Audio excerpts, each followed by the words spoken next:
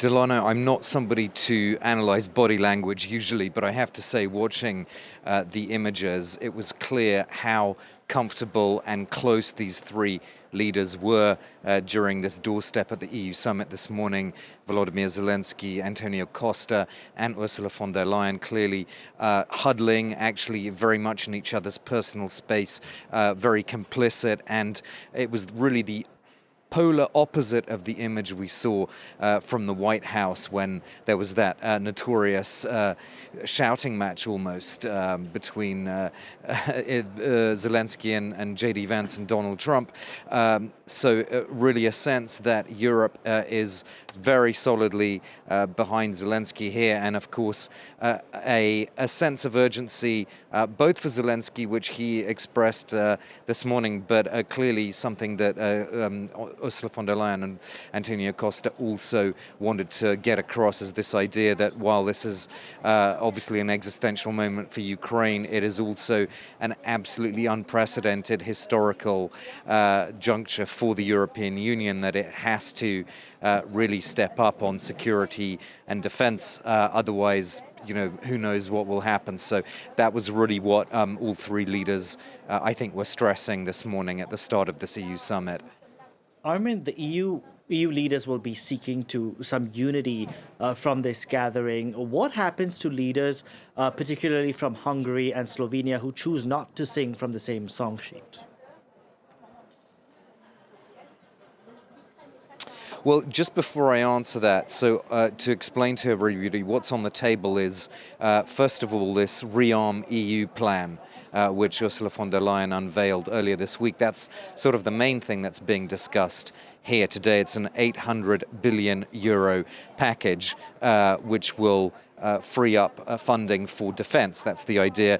There's several aspects to the plan, but a couple I just want to mention quickly is suspending budget deficit rules so that EU member states can invest more in their defense without without reaching the current ceilings on budget deficits. And the other thing is to provide 150 billion euros worth in loans to invest in defense again. Now, when it comes to Hungary and Slovakia, as I understand it, they're not blocking the idea of Rearm EU. So the whole 800 billion program that von der Leyen is talking about, what they don't want is a separate package, which was floated by Kaja Kallas, the head of the EU foreign policy chief. She's been circulating this idea of 20 billion euros in urgent military help to Ukraine in the light of Donald Trump's disengagement from Ukraine. That is what Hungary and Slovakia are objecting to. What we've heard from EU leaders coming to the summit is that they're stressing that if they don't get all 27 members on board with this, that's not ideal, but they can live with it. There were at least two leaders saying what's important now is that those who want to move ahead can do so. One person, the Czech Prime Minister, actually used the phrase coalition of the willing. So they're going to have to find some sort of workaround if Hungary and Slovakia persist in opposing that 20 billion euros. Armen, very briefly, we know that you mentioned the body language there as the EU leadership went and embraced Volodymyr Zelensky compared to what we saw in the White House, those images with him and Donald Trump and J.D. Vance, what have you. But EU leaders, for now, do not want to exclude the U.S. from any process going forward, do they? They're in a really tight spot. I mean, I think we can't overstate, Delano, how much this is a total upending of the entire transatlantic alliance. And Europe feels that it's just bereft. It doesn't have the playbook to deal with this situation.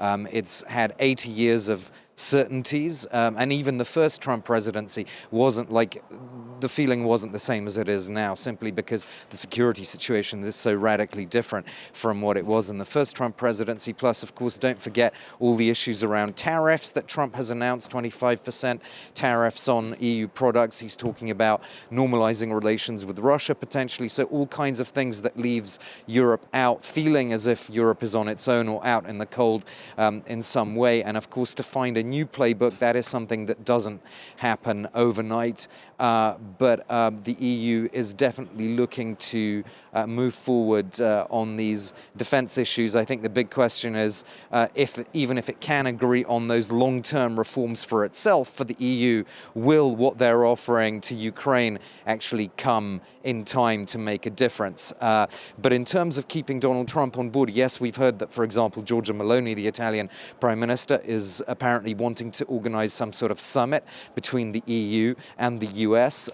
So certainly she doesn't want those bridges to be burned. But I guess at the other end of the scale, you've got someone like Emmanuel Macron, who, despite the fact that he visited Donald Trump recently, is very much talking about made in Europe for weapons, kind of made in Europe focus rather than buying American weapons. He's talking about perhaps extending the French nuclear umbrella to other nations. So he's very much pushing this idea of European sovereignty in terms of defense, whether the Trump administration likes it or not, whereas Meloni, I suppose, is kind of looking to not, to keep a relationship with Trump, which I think most EU leaders would agree broadly that they don't want to do something that needlessly alienates Donald Trump, but they have to, at the same time, take matters in their own hands now to some extent.